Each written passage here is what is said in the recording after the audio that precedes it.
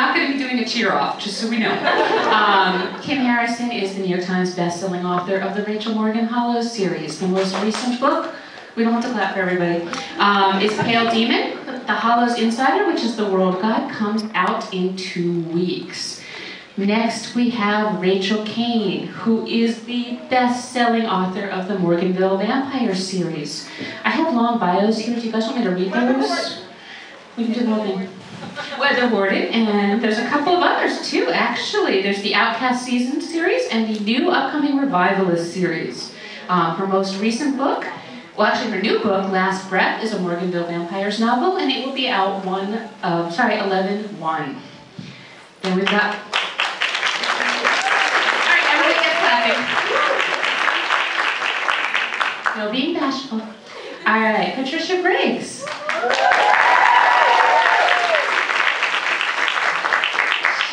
New York Times best-selling author of the Mercy Thompson urban fantasy series and the Alpha and Omega series. The next Mercy Thompson novel, Iron Fist, will be out in January. That's the hardcover. That's the hardcover, and the paperback is the new paperback? Do I have this wrong? Okay, Sorry. Okay. No, it's okay. Iron Fist is an older book that only came out in paperback. It's being reissued hardcover. And then the next new book is Fair Game, which is an Anna and Charles book, which has just been put up to March. I'm sorry. It was supposed to be out February 7th, but I'm still working on the last couple of chapters. Sorry, got that one wrong. Next we have Anton Stroud. I'm shortening everyone's bios a little bit, just because my voice is already starting to go. So if there's anything that I missed, please feel free to say it. He was born in the Berkshire Hills. He is the co-creator of the award-winning okay, I'll skip that part. He writes books. His most recent novel. It's for the ladies. I'm trying here. His most recent novel is Dead Waters, and he also works in publishing, which is very glamorous.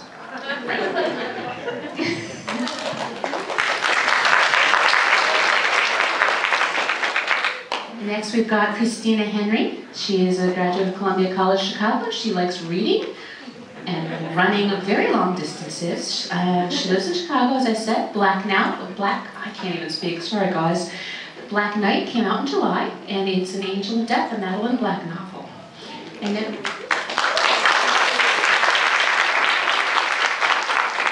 we've got Edward Lazzolari. He was born in New York. He was an illustrator and writer at Marvel Comics on things like Marvel Comics Presents, Punisher, What The, Rocko's Modern Life, and more. He switched over to writing. He won Playboy Magazine's short fiction contest with The Date. Awakenings is his first novel. He's currently working on the sequel entitled The Lost Prince.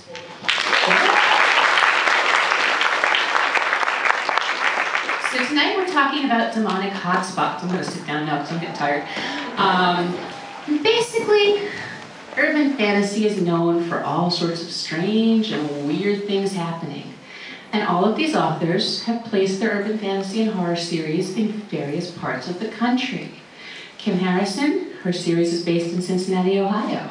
Rachel Keynes is based in Morganville, Texas. Patricia Briggs, her books are in the Pacific Northwest.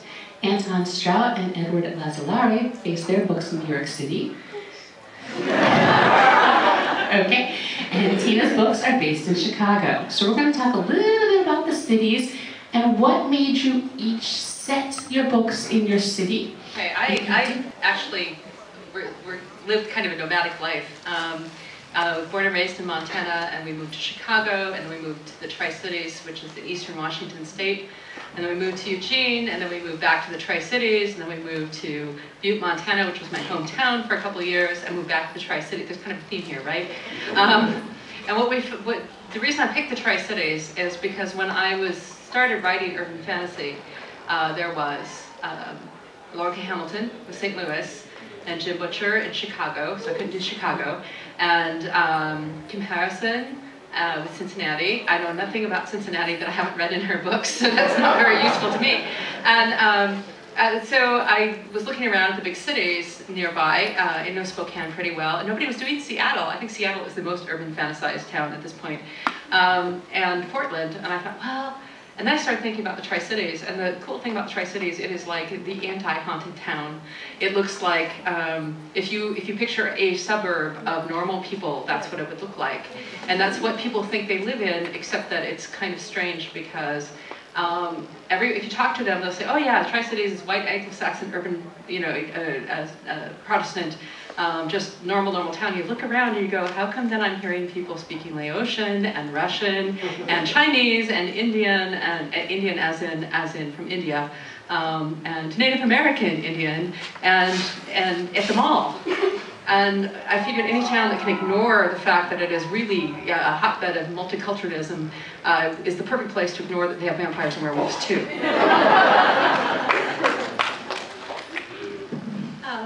I'm the only one who made up a city. But it's actually sort of a blending of a lot of small towns where I grew up in El Paso, Texas, which is sort of its own little country. It's not really part of anything because it's hundreds of miles from anything. But it's surrounded by these little dots of towns where every time we went out to play a football game, we would have to drive for 3 or 4 hours to get to the next town to play a football game and lose horribly. And it was always these weird towns where nobody ever seemed normal, and they would stare at you until you went away. And I thought, what a great place to have vampires in the desert with the sun. She's punishing her vampires too. I decided to put the Hollows in Cincinnati because my editor came to me and said, let's put it in a real place, and all the good cities were taken. But actually, it all came down to location. Because I work with magic that breaks with salt, I couldn't put it in any city that's near the sea. I wanted a city that had a river that ran through it. I wanted a city at a certain latitude so that I could talk about all 4 seasons because I like the cyclical nature of it. And I needed a city of a certain size because I'm not a big city girl, and if I tried to talk about buses and trains and mass transportation, you guys would see all through it and you'd laugh at me. So I needed a city that was big enough to have diversity, but small enough that you could still get around in a car. And when I looked at the map, it was like, well, it's got to be Cincinnati. And I knew nothing about Cincinnati except it was on the way from Michigan to Florida. But the more I got looking at it, and the more I started investigating it, the more I realized I had made such a fortuitous, wonderful choice, because it is one of the oldest cities in the U.S. It was the 4th largest at one point. It's an old city. It kept its architecture. It's got the oldest garden graveyard there. They used to be known for their body snatching. You know, you could be, no, seriously, you could be in the ground for an hour, and then you'd be on a train headed north to Detroit for the hospitals for, study and whatnot. And then we've got the tunnels that are still down there that have never been used for anything. So I was really lucky in that I chose such a widely diverse city. And I love Cincinnati. I feel pretty lucky. All right, the question is, since almost everybody lives near where they're writing, do you guys have to go out and find funny parts of the city to write about? Do they just present themselves? And then for Rachel and Kim, do you either make up strange things or do more things appear? Why don't we start with Kim? I get to Cincinnati about twice a year, and at least one time out of the year, I spend a day or two looking at a new spot, just so that I could write about it. Eden Park is one of my favorites, and we'll see it again before the series is done. But I've talked about the tunnels, which I have not gotten into yet, but I have devoured the books on them. And so it has been hard in that I can't be riding along and say, wait, I need to go and see if that road actually turns left. I can't get down there and get to it and see it. But then again, the Hollows sort of takes place in an alternate history, so if it doesn't go quite right, I think it is. But, it's, I guess that's about all I can say. I moved to town from New Jersey to Vermont once in a book series. Thank God it was urban fantasy. The genies, they did it. I normally will, I do a lot of reading of history of the area, and I come across just weird stuff at random all the time that I just file away. One of the things I came across recently was the fact that the very first Texas coroner in the 1870s lived in this area, and his name was Dr. Slaughter. You just can't make that up. Since I'm writing 2 series, the Tri-Cities is actually pretty easy. The only problem, because I've lived there for such a long time, the only problem that I have with it is that I have to be very careful not to describe places too well so that nobody goes up and knocks on somebody's door. For instance, one of the vampire houses in Bloodbound is actually belonged to a friend of mine. I was at writer's group going, I need one more place to put a vampire. And she said, use my house. I said, okay. And then she read the book. She said, you didn't tell me it was going to be the bad vampire. This last book, but the one I'm working on right now, I went to Boston, which was really, really fun. I'd never been to Boston before. I don't know why I decided to set a book in Boston when I'd never been there before, but it seemed like a nice, good excuse to go to the East Coast, right? And I had just a ball. We stayed at the Omni Parker House Hotel, which has a reputation of being the most haunted hotel in Boston.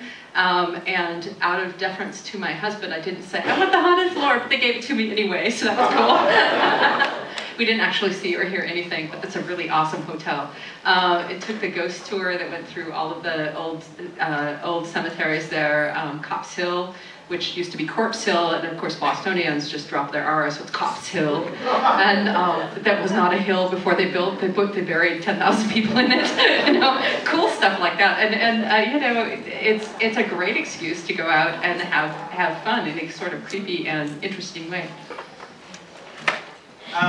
The easy answer is I'm a very lazy writer, and it's easy to write about this city. Also, I love Wikipedia because you can get great historical, sometimes actually factual things on there.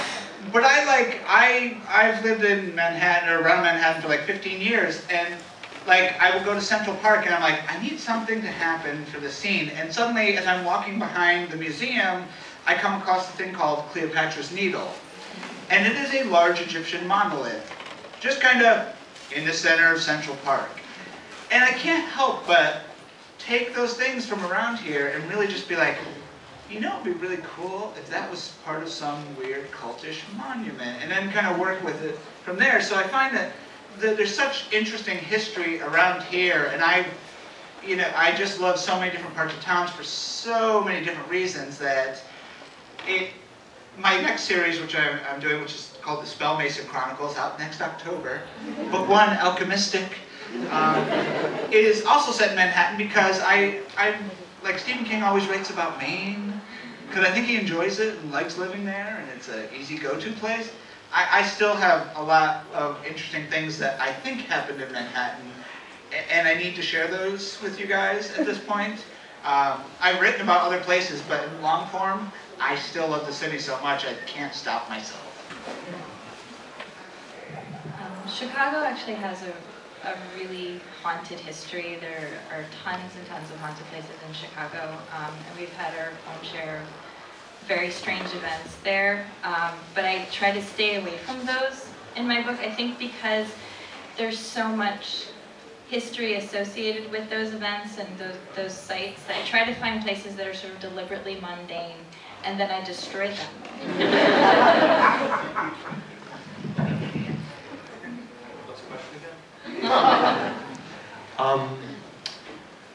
Well, my novel, New York and the World, is our world, and the fantastic elements of it come from an alternate reality.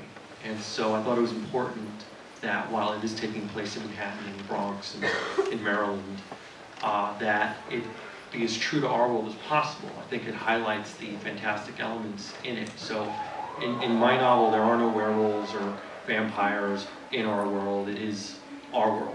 Bill Maher's on television, Obama's president, and the fantastic elements come to it. And so I picked scenes based on what makes sense for the character's socioeconomic class. it takes place in the East Village, it's a particular type of person. If it takes place in a certain part of the Bronx, there are different types of people. It should make sense that a cop would live there, an artist would live there. So I'm very, true to New York in terms of those elements, and then I'm ripping things apart with his outside influence. So if my New York was too fantasy-like from the get-go, I don't think it would work as well. And as far as like road trips and stuff, I'm a stickler for wanting to have been somewhere I'm writing about. So I've been to Glen Burnie, Maryland. My cousin lives there, and right now I'm writing a scene in it that takes place in Amenia, New York. So I did some research on Amenia. It turns out that Margaret Hamilton, the Wicked Witch of the West, was born there. Awesome. I thought that's got to be the place, but that wasn't enough. Google's great, but I got into my car and I drove up to Amenia, New York, and I drove around town and I got out and walked around. And now I know that when I write about that one street light in the center of town and the gas station, that it's really there. If you guys got in the car and went up there, read my book and went up there, it would all be there. I don't know if that's important to you or not, but that's what the case is. All right, some of you have touched on this a little bit, like Rachel mentioning vampires in Texas.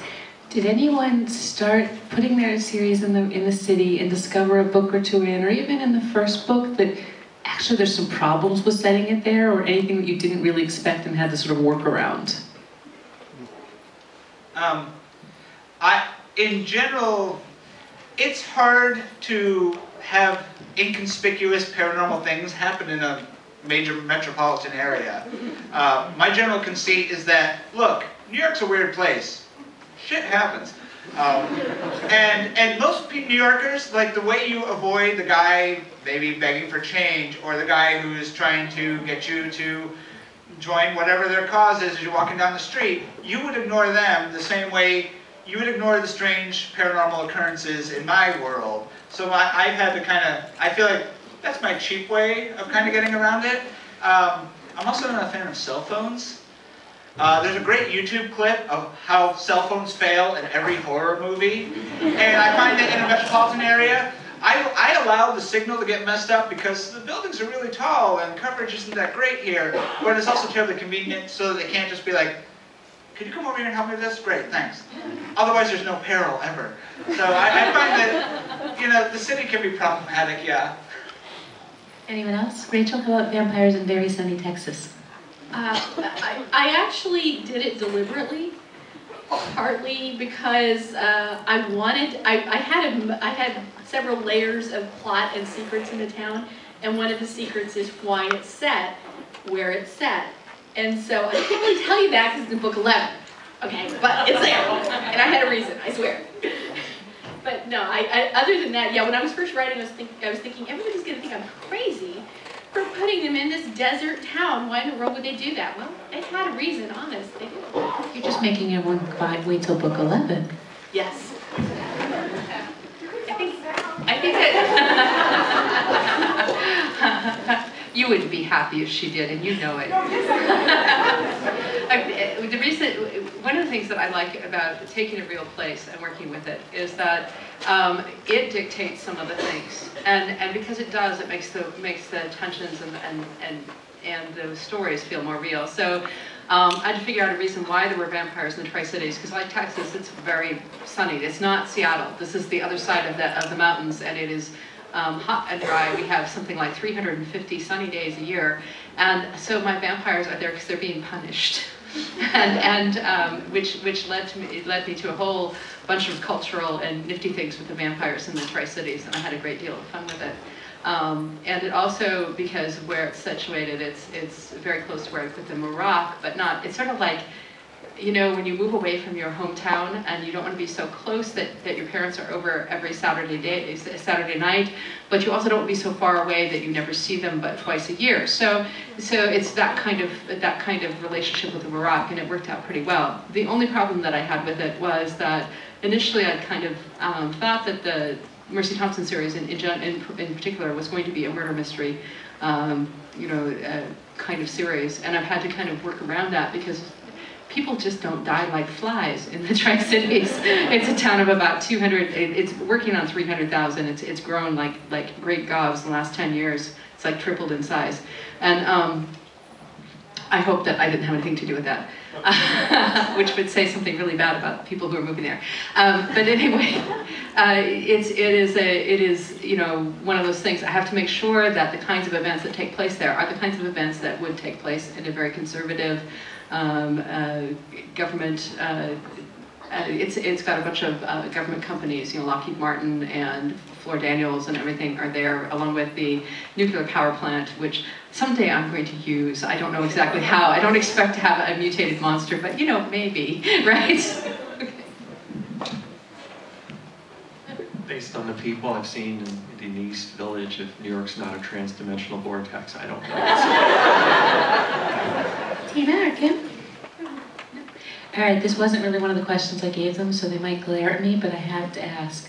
Does anyone ever feel like destroying part of the town because it annoys them, or just you can't resist blowing something up or changing it completely? Not Cincinnati, but I did go on a rampage on my road trip, and I knocked down the arch in St. Louis, and I think I demolished San Francisco. And, yeah, I generally left a trail of mayhem, but not Cincinnati. No, I won't touch Cincinnati. I think I've killed everybody in Morganville at least twice. But in my Weather Warden series, boy, I blew up everything along the way. I blew up the nuclear plant, the nuclear bomb plant in the Pantex plant outside of Amarillo. So don't go there. Anyone else? I have waited in line at the Time Warner cable places throughout Manhattan over the years to switch up my cable box or take a number and wait an hour for a representative to help me and then just hand me the same exact thing back.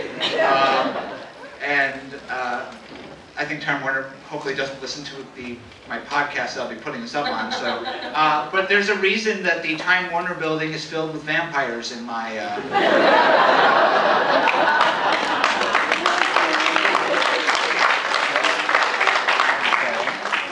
Tina, Ed, either of you guys? No? I have to plead the fifth as I'm writing the sequel, and there's an epic ending in there, so I'm just gonna. So later he's going to destroy everything. All right. Epic. Epic. Okay, very epic. I'm guessing lots of explosions.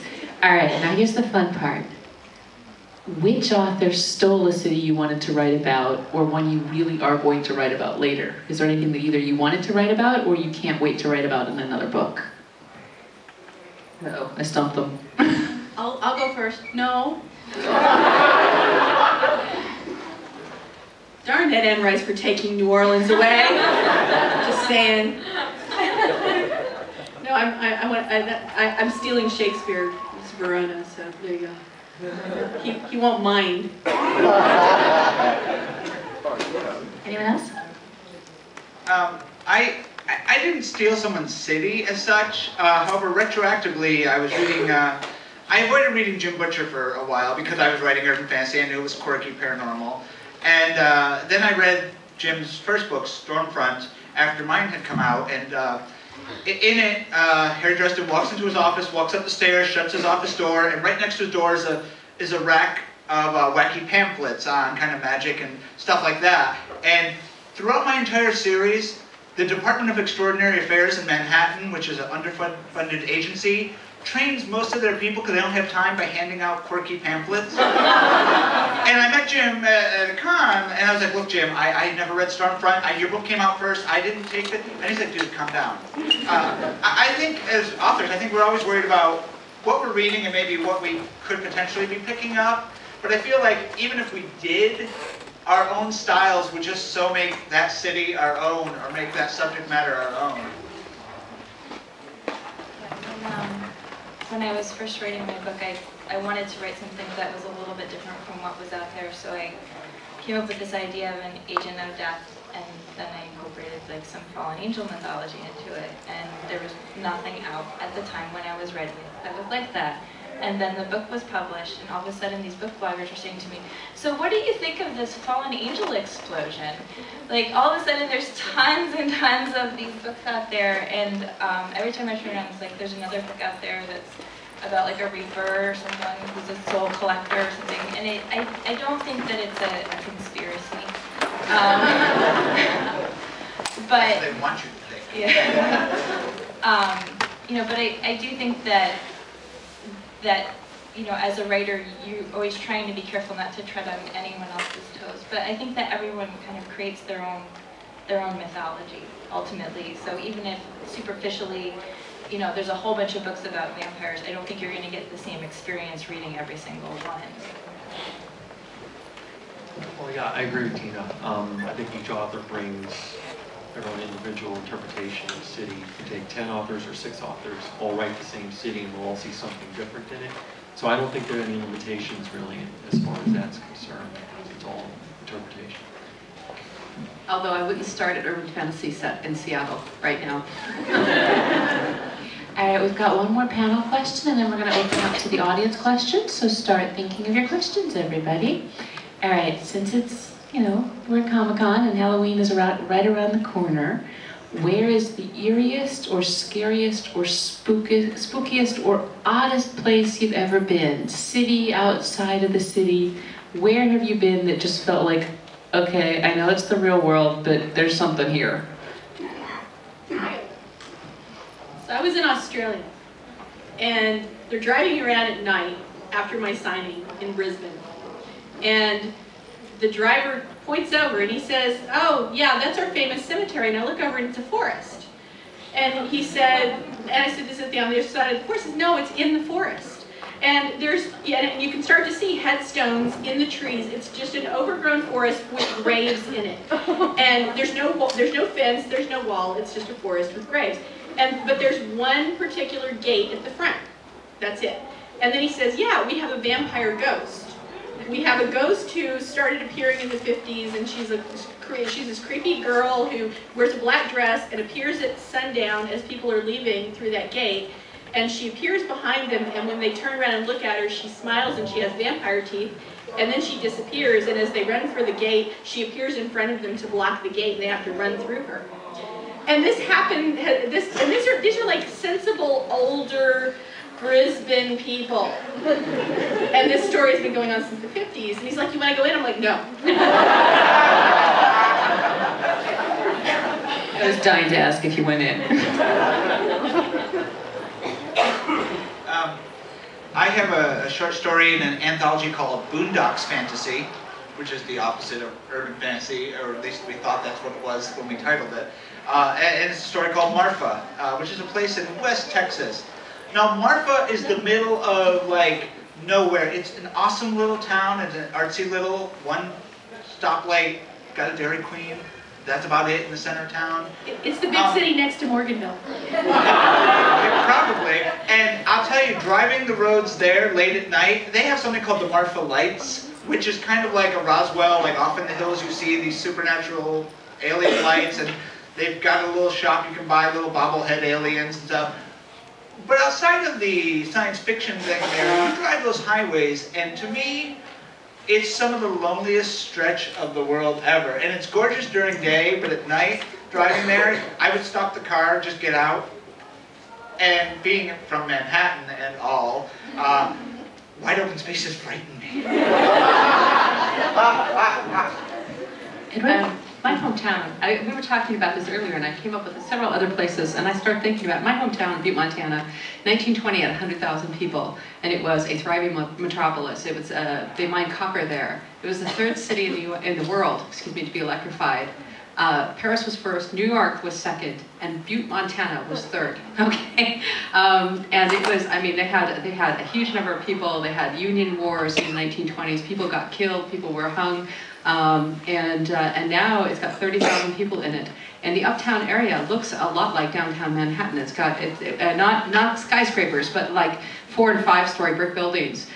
Where the roofs have been allowed they're flat roofs in Montana, which gets a lot of snow, and nobody has any money, so they just let them go. So you have businesses in the bottom floor, or in the main floor, and the 2nd floor may or may not have apartments, mostly with nobody in them.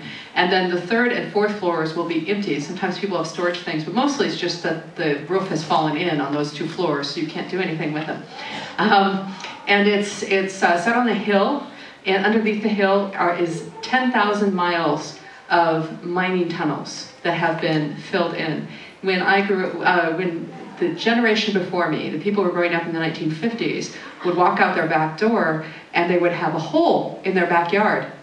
And it wasn't a hole that went down 10, 20 feet. It was a hole that went down 1,000, 6,000, 7,000 feet, because what would have happened is that the tunnel underneath their backyard would collapse, and then it would collapse the tunnel below it, all the way down. These mining, they were mining down 6,000 and 7,000 feet below the surface, and running into weird waterways. There's a lot of water underneath there, so they would break through, and then the whole tunnel would get flooded.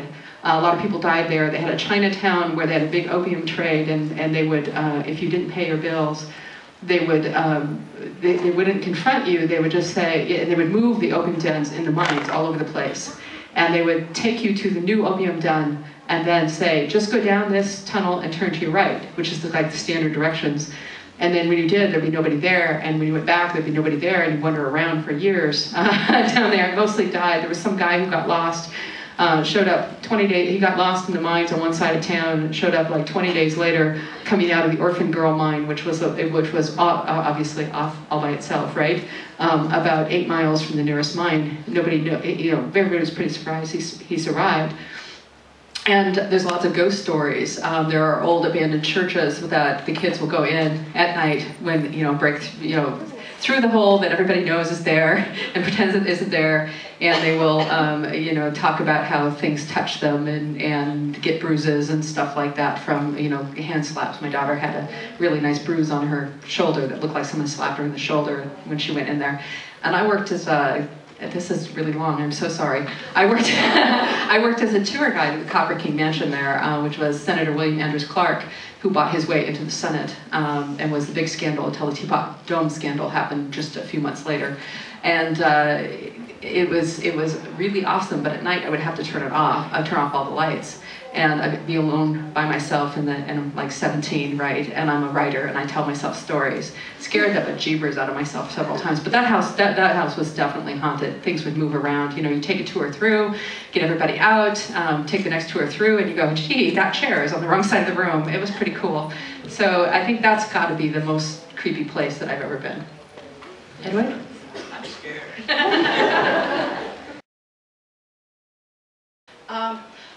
When we were there, we took the Alcatraz tour. If you ever get a chance, take the Alcatraz tour. Now, the jail itself did not give me the heebie-jeebies, but it is built on an old fort, and there is no tour through the old fort with the walls that are 4 feet thick and the tunnels that you cannot see any light from one end to the other. Oh, I'm getting my feet out right now. There is one tunnel on that island I will not ever go into, and my husband was with me, and I think I got 3 feet in, and I turned around and walked back out, and he didn't know I was gone until he was like halfway down. Where did you go? I'm not going in there. Oh, come on, I'm not going. Well, come on, I am not going in there. And I have no idea what it was. And at the time, I really didn't know what those tunnels had been used for, but yeah, there is a definite creep factor there. As a side note, Stephen King is working on a sequel, Children of the Soybeans. All right, we're gonna open it up to audience questions. There's a microphone here in the middle of the room. We've got a bunch of time, so we've got plenty of time to ask the questions, or you can leave.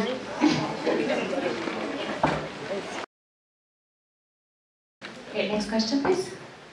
Okay, so kind of piggybacking on the difference between worlds. There's whenever you're using your imagination to write these things, you still have to use a certain amount of logistical sense to base it so it's relative in the real world.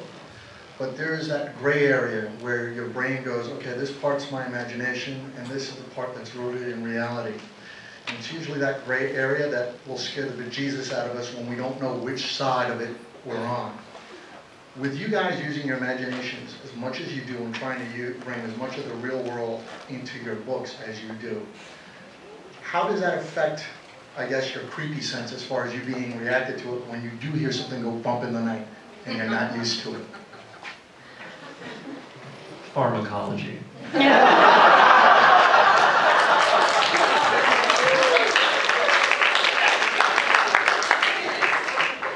pinch hitting all our questions?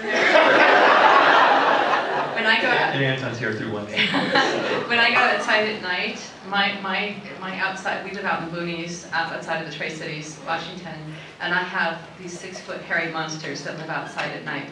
And I find that it's really hard to get scared when you have them come up and ask for carrots. So that really helps. But yeah, it's you know, I've always been creeped out, easily creeped out, because I like to pretend that I know what's going on. And right before I left to get on the train to come here, the morning I was packing and I was going to get something out of the DVD case, and I opened it up, and the pane of glass that's on the inside of the DVD case, which is above my head, suddenly fell out and headed straight for my head. And I grabbed it in midair for some reason, I don't know why, and didn't even cut myself, but it would have killed me.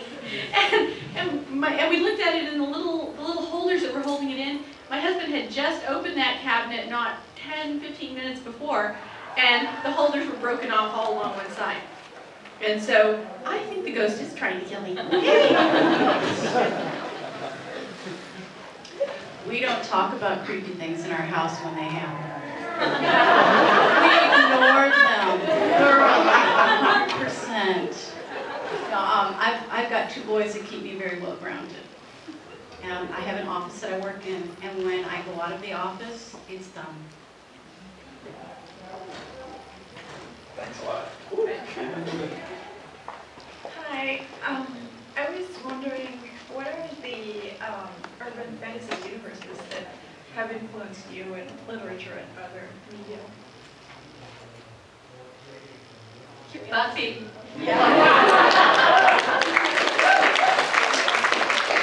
There's also this really awesome made-for-HBO or Showtime movie in the 80s. It's someone who's going to have to help me. The guy had a name of a famous, maybe it was Philip Marlowe, I can't remember, it was a famous noir detective, and he was the only person in the whole world who didn't have magic, and he went out and he was solving crimes. It was a wonderful, they made a sequel which I've never seen. Yep, that was Bell. Thank you, that is awesome. If you ever get a chance, and you can get it on VHS, you can't get it on DVD, I'm waiting. It's called Cast a Deadly Spell, and it is awesome. It's Lovecraft, right? He's Lovecraft, that's who he is. And it's really, really a good movie. I bow to all things Joss Whedon, I'd be lying if I didn't watch Ghostbusters like several times a year. And I'm so excited it's in the theaters like right now to go see it again. So that's for me. That's I think the movie that triggered me to be like, oh, this would be fun to play with. Jim Butcher is actually my favorite writer, and I mention this so often I'm afraid he's going to think I'm stalking him. We all are, don't worry. Yeah, He's my husband's favorite writer too.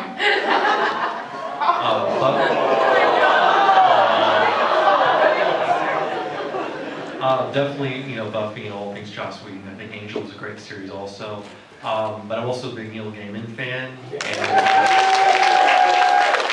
I love Neverwhere. I thought Neverwhere was like one of my favorite novels. And I think I like it a little more than American Gods, although that was very good too. And I think it's the 10th anniversary of American Gods. It is indeed the 10th anniversary. But between Sandman and that, he just has a knack for writing stories that feel like they've always been there, and he just needed somebody to bring them out. You read it and you go, oh yeah, you know, he just has that quality. All right, we've got about 4 minutes left, so we're going to try to get all 3 questions in. No promises, but ask quick, talk quick. Let's see if we can do it. Hi. Hello. It's a quick question for Patricia, and then I have a general question for the panel. My best friend couldn't be here because her mom's birthday was today. She wanted to know what your plans are for Ben, if you have any plans for him at all. I have lots of plans, but I'm not going to tell you what they are. As long as I have lots of plans, you'll be happy for me. The second question is, you guys talked about your world building within your cities. What kind of music gets you into that mood of writing about your city, or just writing out of writer's block? Because I get blocked all the time, put on headphones and all of a sudden it's better. What are you listening to that kind of gets you through it? 9 Inch Nails, Coldplay, Vampire, Weekend, Death Cab for Cutie. There you go. That'll get you started. For some reason, the trigger for me is like music from The Matrix, and any kind of circular looping, like electronic, because it occupies some part of my brain that frees the rest of it to go crazy with everything. Plus, it's a really kick-ass soundtrack, and then people kick ass on my books. It's weird how that works out. I turn on soundtrack of a bunch of music I've heard before. So I have like Linkin Park, and I have folk, lots of folk. I have opera. I have classical music. I have not much country western, Yo-Yo Ma, things like that. Whatever it is, stuff that I like to listen to, but I've heard so often that it just gets out of my way, and it makes a barrier between me and the real world, and then I can write. I have an entirely new playlist for every book, and it's in the back of every book. And the longer the playlist, the harder the book was. I also make a playlist for each book, and every character ends up getting a theme song. Every book kind of changes each book according to what is happening. So it does. I do listen to music, but it changes every book. Yeah, I don't really listen to music while I write, but I find the Beatles tends to knock the cobwebs out of my brain, and then right after that. Thank you very much. All right. This is more for those of you that live where you write. Like in any big city, as much as you love it, there are days that just kicks the shit out of you. Do you ever have trouble writing what you're trying to write in a city based on how you're feeling on that day? I mean, it's just so, because the location is so important to the urban fantasy that I don't know how you can do it on certain days. Just My first job was as a temp when I moved to Manhattan. All the temps in my series are actual zombies. The days kick the crap out of me, and that ends up in my fiction because of it. You rally, I find. It goes into your work a lot of times. The worse it is, the better father. Do we have time for the last question? Great. Thanks for letting me in. I was at a steampunk panel earlier, and they were talking about how that's just recently coming out, but behind the scenes that they've been writing that for years just because they loved it. So I'm curious for you guys, since urban fantasy is like the really big thing now, is this something that you've been writing way before it was even popular, and it was just something that you stuck with even if your editor said no, that's not really popular, we really want you to write this, and something that you just know what, I'm doing this, I don't care what you say. I got fired from 2 publishers. But first I was writing horror, and then I was writing suspense, and then I was writing romantic suspense, and then I was writing fantasy, and now I'm writing urban fantasy, but it's all the same. I didn't set out to write urban fantasy. I set out to write about a guy who couldn't have a relationship because everything he touched would give him images of girlfriends with other people and crazy stuff. And then I said, oh wait, there's a genre for this, and it just happened to be I was watching a lot of Buffy at the time. But I didn't set out to go urban fantasy. I just thought these were cool, magical stories set in a contemporary world.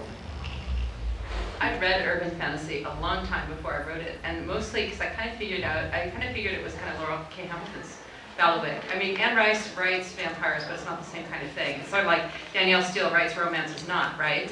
Okay, and I mean, they're great writers, but that's not really what they write. And so for a long time, I didn't want to write in it because I felt like it was kind of her Bailiwick.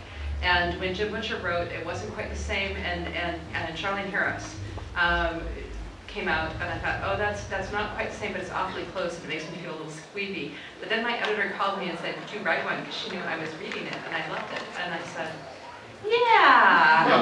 And it was really fun, because I was kind of burned out on fantasy at that point. I'd written the last book, 120,000 word book I wrote in 3 months. Because I'm stupid, I can't read my contracts. Okay. She called me up and said, when's that book going to be, the one that's due, going to be done? I said, I'm on page 50. I didn't tell her this, actually, Anne. I was on page 50, yeah, Anne's down there. I was on page 50, I didn't tell her until I wrote it. So I was just kind of burnt out, and when Anne called and asked me if I could write urban fantasy, I wrote, I think it's the first 100 pages in the first week. It was really, really a neat change. So. I mean, it's weird. I think like if does anyone know George Martin's series Game of Thrones? I think if you know where you are, right? Right. So well, this is the urban fantasy crowd, not the epic fantasy crowd. But if he tried to sell it maybe 15 years earlier, he probably would have been told, yeah, this will never fly. So timing is one thing, but I think most of us, we write what we want to write at the moment, and we'll find the editors and publishers that are interested in doing it. It's not like putting the product first, it's putting the idea first. One of the things I tell people a lot is that I have a lot of stories in my head, and sometimes I'll look at them and say, which story would other people like to hear first? So it's not so much a matter of being commercial in what I write, it's a matter of picking out things that I think other people would like to hear, and if they turn out commercially, that's nice. I love the trombone. All right, I want to thank everybody for coming to this panel, particularly on a Friday night, and please do a huge round of applause for the fabulous panel.